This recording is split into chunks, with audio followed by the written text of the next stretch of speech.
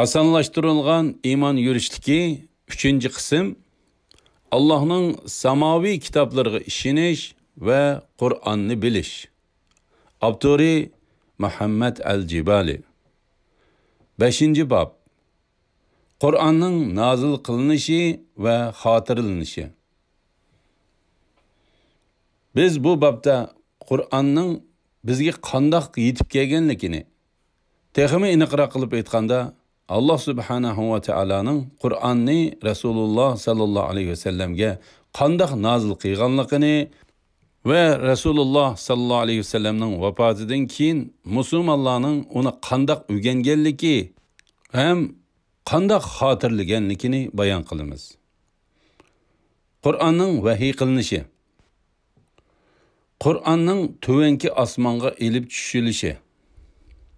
Allah subhanahu ve Taala Ramazan ayida Kur'an-ı Kerimni tuvanki osmonga tushirgan. Allah subhanahu ve Taala shundoq deydi. Tercümesi Ramazan ayida Kur'an nazil bo'lishga boshladi. Kur'an insonlarga yetakchidir. Hidayet qilg'uchi ve haq bilan nohaqni ayirg'uchi ro'shan oyatlardir. Sura Baqara 185 oyat. Bo'libmi? Kur'an yana Ramazondagi eng muborak kechada nazil qilingan. Allah subhanahu ve Taala bu vaqtda shundoq deydi. Tercümesi biz Kur'an'ni haqiqatan muborak kechida, ya'ni Qadr kechisida nazil qildik. Biz haqiqatan insonlarni Kur'an bilan ogohlantiruvchi bo'ldik. U kechida her bir hikmetlik, yani hikmetning taqozosi bo'yicha qilingan ish, yani bandalarning rizqi, ajili ve başka ahvoli ayriladi. Shu kecha taqdir qilingan ishlarning hammasi bizning dargohimizdan bo'lgan ishdir. Biz haqiqatan insonlarga payg'ambarlarni avatkuchi bo'ldik. Sura Duhan 3, 4, 5 oyatlar. Bu mübarek keçinin ismi Qadr keçisidir. Allah subhanahu ve Taala bu vaqtda shundoq deydi. Biz Kur'an'ni haqiqatan Qadr keçisida nazil qildik. Qadr keçisining nima ekanligini bilamsan? Qadr keçisi sharaf ve fazilatda 1000 oydan ortiqdir. Sura Qadr 1. oyatdan 3. oyatgacha. Darvaqa bu mübarek kecha 1000 oydan yaxshidir. Bu kechida olamlarning Rabbi o'zining sharaflik payg'ambari Muhammad sallallohu alayhi ve sellemge elib tushilishi uchun o'zining sharafli kitobi, ya'ni Qur'onni tuvanki osmonga nazil qilgan. Qur'onning Jibril alayhissalom orqali Rasululloh sallallohu alayhi ve sellemge nazil qilinishi. Küçlük perişte Cibril aleyhisselam Kur'an'ni tuvanki osmondan Resulullah sallallahu aleyhi ve sellemge elib tushgan. Allah subhanahu ve Taala bu vaqt shundoq deydi. Tercümesi Şübhisizki Kur'an alemlerinin Rabbi tarafidan nazil qilingandir. Agahlandırgıçılardan bo'lishing uchun ishonchlik ruh, ya'ni Cibril aleyhisselam uni senin qalbingga elib tushdi. Sura Shuara 192, 193, 194 oyatlar. Kur'an Resulullah sallallahu aleyhi ve sellemge tedrici nazil qilingan. Kur'an Resulullah sallallahu aleyhi ve sellemge bir bütünle nazil qilinmasdan nihoyat uzun müddetde, yani 23 yıl mabeyinde tedrici nazil qilingan. Allah subhanahu ve Taala shundoq deydi. Tercümesi Kur'an'ni kişilerge dane o'qib berishing uchun uni bölüp nazil qildik. Uni tadrijiy nazil qildik. Sura Isra 106 oyat. 23 yıl mabeynida Cibril aleyhisselam izchil holda Resulullah sallallahu aleyhi ve sellemning yeniga Kur'an'ning oyatlarini ilib kelgan. Kur'an nim üçün Resulullah sallallahu aleyhi ve sellemge 23 yıl jarayonida az-azdan nazil qilingan. Buning sabablaridan ba'zilari tuvandikcha. Birinchi, Rasululloh sallallohu alayhi va sallamni sharaflantirish va uning qalbini amin topqizish uchun. Rasululloh sallallohu alayhi va sallam izchil holda vahiy qabul qilgachqa, Rabbi va egisi bo'lgan Alloh subhanahu va taolaning har vaqt o'zi bilan birga ekanligini, o'zini tashlab etmaganligini his qilgan. U sallallohu alayhi va sallam yana Allah subhanahu va taolaning har vaqt o'ziga yordam qilishga va uni qo'g'dashga tayyor ekanligini his qilib turgan. Allah subhanahu va taolo shunday deydi. Tarjimasi: Kafirlar Qur'on nemishqa uningga, ya'ni Muhammad sallallohu alayhi vasallamga bir qitimda nazil qilinmadi dedi. Sening dilingni mustahkam qilish uchun uni parcha-parcha nazil qildik. Uni ayrim-ayrim nazil qildik. Sura Furqon 32-oyat. Ikkinchi, yangi bir ahvol yuz berganda kishilarga yangi ko'rsatmalarni berish uchun. İslam ahkamlari kishilarga tadrijiy bayon qilinib, ularni ilgiriki jahiliyat va kufr hayotidan poklik va yaxshilikqa to'lgan yep-yangi islomiy hayotga boshlagan. Bu xil o'zgarish tuyuqsizli yuz bergan bo'lmasdan, asta-asta tadrijiy bo'lgan. Qur'oni Karim kishilarning o'z hayotidagi mushkil o'zgarishlarga moslasha olishi uchun tadrijiy nazil qilingan. Uchinchi, Rasululloh sallallohu alayhi vasallamdan so'ralgan savollarga javob berish uchun. Musulmonlar, Yahudilar va boshqalar Rasululloh sallallohu alayhi vasallamdan u javobini bilmaydigan savollarni so'raydi. Shuning bilan Rasululloh sallallohu alayhi vasallam javob berishdan ilgari vahiyning nazil bo'lishini kutadi. Biz Qur'onda mushkil ahvollarga aloqador tuvandagidek oyatlarni uchirtimiz.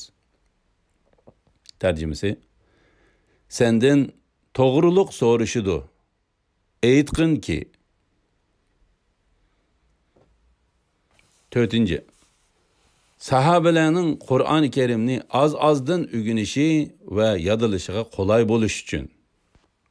Agar Qur'on bir qitimda nazil qilingan bo'lsa, sahabalar Allah subhanahu va taolo ulardan rozi bo'lganining uni to'liq yodlashi favqulodda qiyinlashgan bo'ladi. Qur'on tadrijiy nazil qilinganligi uchun sahabalar Qur'onning yangi oyatlari nazil bo'lishdan ilgari oldida nazil bo'lgan oyatlarni tushunib yodlash imkoniyatiga ega bo'lgan. Ayni shu shaklda Qur'on sahabalarning qalbida nihoyat yaxshi saqlanib qolgan. Eng dastlabda va eng oxirida nazil bo'lgan oyatlar. Rasululloh sallallohu alayhi va sallam 40 yoshga kirgan yili uningga eng dastlabda nazil bo'lgan oyatlar tuvandikilardir. A'udhu billahi minash shaytonir rojim. Iqra bismi robbikallazi xalaq. Xalaqal insana min alaq. Iqra va robbukal akram. Allazi allama bil qalam. Allamal insana ma lam ya'lam. Tarjimasi: Yaratgan Rabbingning ismi bilan o'qig'in. U insonni laxt qondan yaratdi. O'qig'in. Rabbing eng karamlikdir. U qalam bilan xat yozishni o'rgatdi. İnsonga bilmagan narsalarni bildirdi. Sura Alaq 1-oyatidan 5-oyatgacha. Eng oxirida nazil bo'lgan oyatning qaysi ekanligida o'xshamagan ko'z qarashlar bor. Izohat: Bu haqda tafsiliy ma'lumotga ega bo'lish uchun Fathul Barining Baqara surasining tafsiri bobiga murojaat qiling. Izohat tugdi. Buning ichida Rasululloh sallallohu alayhi vasallam vafot bo'lishdan qisqagina vaqt ilgari nazil bo'lgan tuvandagi oyatning eng oxirida nozil bo'lgan oyat bo'lishi ehtimolligi hammadan yuqori.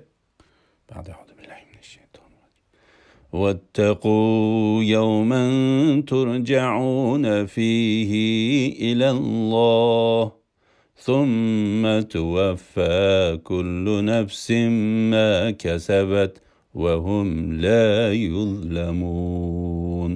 Tercümesi: Sizler şundaq bir günden, yani kıyamet günüdün korkunlar ki, o günde sizler Allah'ın dergahıga qaytırlısılar. Andın her kişi kılgan yaxşı yaman əməlinin nəticesini toluq gördü. Ulağa zulüm kılınmaydı. Yani yaxşı əməli kemeytilip, yaman əməli köpeytilmeydi. Sure Bakara 281. ayet. Kur'an'ın qoğdılıdığanlıqı. Allah Subhanahu wa Ta'ala'nın vədisi. Allah Subhanahu wa Ta'ala Kur'an-ı Kerimni barlıq ziyankeşlik ve özgertişlerden qoğdaydıqanlıqı haqqında vədi berip şundaq degen.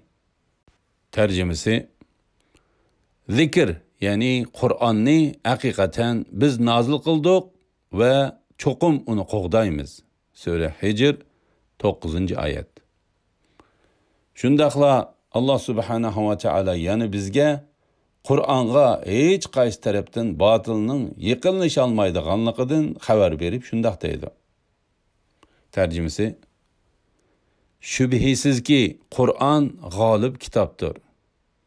Onunğa aldıdan mı, arkasıdan mı, yani hiç qaysı tarafından batıl yüzlenmeydi.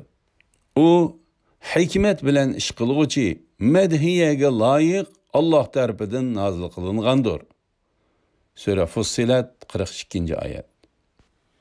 Hakikaten Allah Subhanahu wa Ta'ala özünün vədisi turup Kur'an'ı qoğdudu.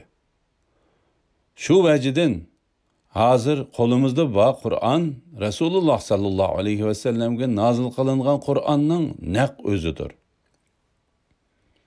Kur'an'ı yadlaş. Dəslebki devirlerdeki Araplarning nurg'uni o'qish, yezishni bilmasimi, lekin bir narsalarni yodlashga to'limi mahir edi. Ular necha yuz misroliq beytlarni osonla yodlab oladi. Shu vajidan Qur'on nozil bo'lgandimi, ular uni tezli yodlab olishgan edi. Xeyli zo'r sondagi sahobalar Rasulullah sallallahu aleyhi ve sellem hayat vaqtida Qur'onni yodlab bo'lgan. Ularning ichida Rasulullah sallallahu aleyhi ve sellem alohida tilga olgan tuvendagi sahobalar bor. Birincisi Abdullah ibn Mas'ud radiyallohu anhu. İkincisi Ubay ibn Ka'b radiyallohu anhu. Üçüncüsü Muaz ibn Cebel radiyallohu anhu. Dördüncüsü Abu Hudayfa radiyallohu anhu'nun azadgardisi Salim radiyallohu anhu. Abdullah ibn Amr, Abdullah ibn Ömer ve Abdullah ibn Mas'ud radiyallohu anhumla birdek Rasulullah sallallahu aleyhi ve sellem'nin şundaq deganligini rivoyat qilgan. Tercümesi: Qur'onni tövendeki 4 kişiden ügüningla. İbn Mas'ud, Ubay ibn Ka'b, Muaz ibn Cebel ve Abu Hudayfa'nın azadgardisi Salim. İmam Bukhari 3758, 3806, 3808, 4999 numaralı ve İmam Müslim 2462 numaralı hadis. Kur'an'ın kitap şekilde toplanışı. Rasulullah sallallahu aleyhi ve sellem bazı sahabilerini özüge nazil bo'lgan vahiyni xotirlashga buyurdi. Her qitim bazı ayetler nazil bo'lganda Rasulullah sallallahu aleyhi ve sellem ularni yezib olishga buyurdi. Rasulullah sallallahu aleyhi ve sellem vahiyni yezishga mas'ul qilgan sahabilardan ba'zilari tuvandikilar. Birinci Ali ibn Abu Talib radiyallohu anhu. İkinci Muaviye ibn Abu Sufyan radiyallahu anhu. Üçüncü Ubay ibn Ka'b radiyallahu anhu. Dördüncü Zayd ibn Sabit radiyallohu anhu. Bir oyat nozil bo'lganda Rasululloh sallallohu alayhi vasallam bu sahobalarga bu oyatning qaysi suraning qanchinchi oyat ekanligini aytib beradi. Yuqorida bayon qilingan sahobalar va boshqa sahobalar Qur'on oyatlarini o'zlari topalagan xilma-xil narsalarga yozadi. U vaqtda hozirgidek qog'oz bo'lmag'achqa, ular Qur'onni teriga, hayvonlarning umurtqa so'ngaklariga, daraxt qo'zoqlariga yozadi. Rasululloh sallallohu alayhi vasallam hayot vaqtida toki Rasululloh sallallohu alayhi vasallam vafot bo'lgan qadar bargan sari ko'plagan oyatlar to'xtamay nozil bo'lib turg'achqa, sahobalar Qur'onning hammasini bir kitob qilib to'plab bo'lolmagan edi. Qur'onni bir kitob holatida to'plash. Rasululloh sallallohu alayhi vasallam vafot bo'lgandan keyin vahiy to'xtadi. Ani shu chaqdala sahobalarning uni bir kitob holatida to'plashiga imkon tug'ildi. Lekin bu ishmu Rasul sallallohu alayhi vasallamning vafot bo'lishi bilanla ilib berilmadi. Rasululloh sallallohu alayhi vasallamning vafotidan keyin Abu Bakr radhiyallohu anhu musulmonlarning xalifasi bo'ldi. Mushu mezgilda musulmonlar kofirlarga qarshi Yamama urushi deb atiladigan cho'ng urushga qatnashgan. Gerçi bu jangda musulmonlar g'alaba qilgan bo'lsa-mu, Qur'onni yodlagan nurg'un qorilar vafot bo'lib ketgan. La ilaha illalloh Muhammad rasul.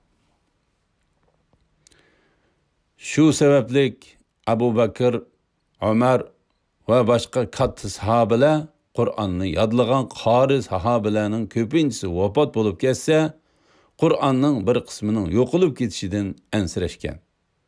Shuning bilan Abu Bakr radhiyallohu anhu Zayd ibn Sabit radhiyallohu anhuni Qur'onni bir kitob qilib to'plashga buyurgan. Zayd radhiyallohu anhu Qur'onni to'limi ehtiyotchanlik bilan to'plagan. U Rasululloh sallallohu alayhi vasallamning hayot vaqtida Qur'onni yodlagan va xotirlagan edi. Lekin u Qur'oni Karimdan hech bir oyatning tushib qolmasligi uchun Rasululloh sallallohu alayhi vasallamning hayot vaqtida boshqa sahobalar tarafidan yozilgan Qur'on oyatlarini izladi. Zayd radhiyallohu anhu bu xizmatni tamomlagandan keyin Abu Bakr radhiyallohu anhu va boshqa sahobalar u to'plagan Qur'onni boshdan oxir ko'rib chiqib, uning to'g'ri va to'liq ekanligini tasdiqlagan. Ana shu ravishda Qur'on tunji qitim bir kitob, ya'ni mushaf holatida to'plangan. Mushaf deganlik sahifa, ya'ni varaqlarning to'plami deganlikdir. Ondan keyin Abu Bakr radhiyallohu anhu to'plangan Qur'onni mu'minlarning onasi Rasululloh sallallohu alayhi vasallamning ayoli Umar radhiyallohu anhuning qizi Hafsa radhiyallohu anhaga avatib bergan. Hafsa radhiyallohu anha Qur'onning bu ana nusxasini yenida saqlagan. Kimiki Qur'ondan bir nusxa ko'chirib olmoqchi bo'lsa, Hafsa radhiyallohu anhaning qo'lidagi bu nusxaga selishtirib, biror xatolik, kam-kutulik bor yoki yo'qligini tekshiradigan bo'lgan. Osman radhiyallohu anhuning mushafi. Abu Bakr radhiyallohu anhudan keyingi ikkinchi xalifa Umar radhiyallohu anhu. Uchinchi xalifa Osman radhiyallohu anhu. Umar va Osman radhiyallohu anhumalarning davrida musulmonlar nurg'un zaminlarni fath qilgan va Misr, İran va Hindistonga o'xshash yiroq joylardagi nurg'un kishilar islomga kirgan. Yangi musulmonlar Qur'onni sahobalardan va ularning shogirdlari, tabiinlardan o'rgangan. Lekin ularning nurg'uni o'rganganlarini o'z beti o'qiy olmag'achqa, ular o'zlari o'qigan Qur'onning mazmunini o'zlarimi tuymagan holda az-azdan o'zgartib o'qishga boshlagan. Hatta Qur'onning ba'zi xato ko'chirilgan nusxalarimi o'tirg'a chiqib ulgurgan.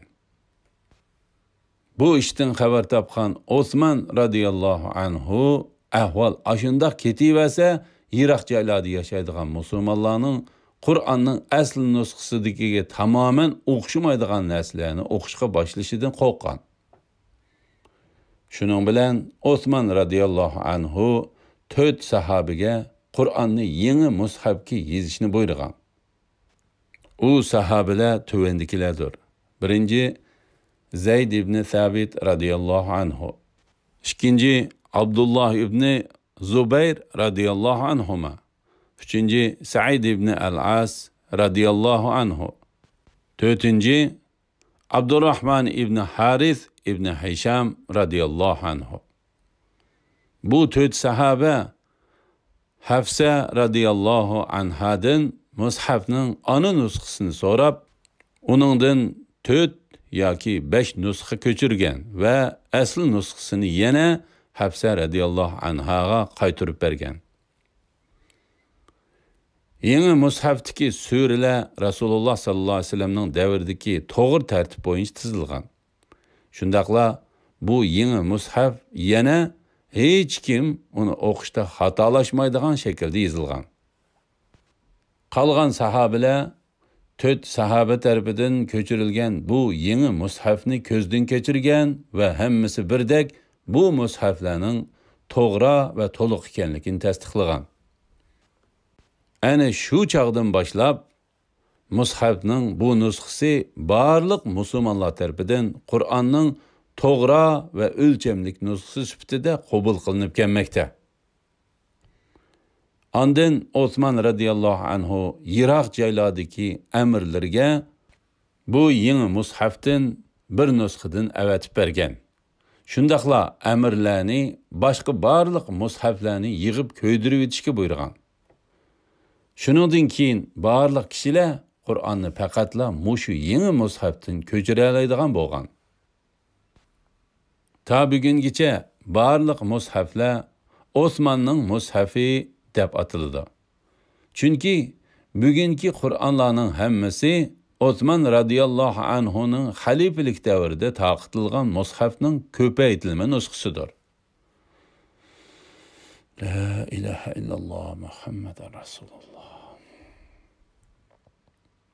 Qur'onning tonishtirilishi. Biz bugun o'qiyotgan mushaf Osman radhiyallohu anhu va boshqa sahabalar birdek tasdiqlagan mushafga o'pmi o'xshashdir. Qo'limizdagi mushafda faqat bizning Qur'on o'qishimizni qulaylashtiradigan zirzabar va to'xtash, davomlashtirish belgilari ortiq. Mushafda 114 sura bor. Birinchi sura Fatiha surasi, eng oxirgi sura Nas surasidir. Sura Fatihadan boshqa Qur'onning bosh tarafidagi suralarning hammasi uzun suralar bo'lib, buning ichida Qur'ondagi ikkinchi sura bo'lgan Baqara surasi eng uzundir. Buning aksicha Qur'onning oxirgi qismlaridagi suralarning hammasi qisqa suralardir. Qur'ondagi har bir sura qisqa bo'laklarga, ya'ni oyatlarga bo'lingan. Baqara surasida 286 oyat, Asr, Kavsar va Nasr suralarida oranla 3 oyat bor.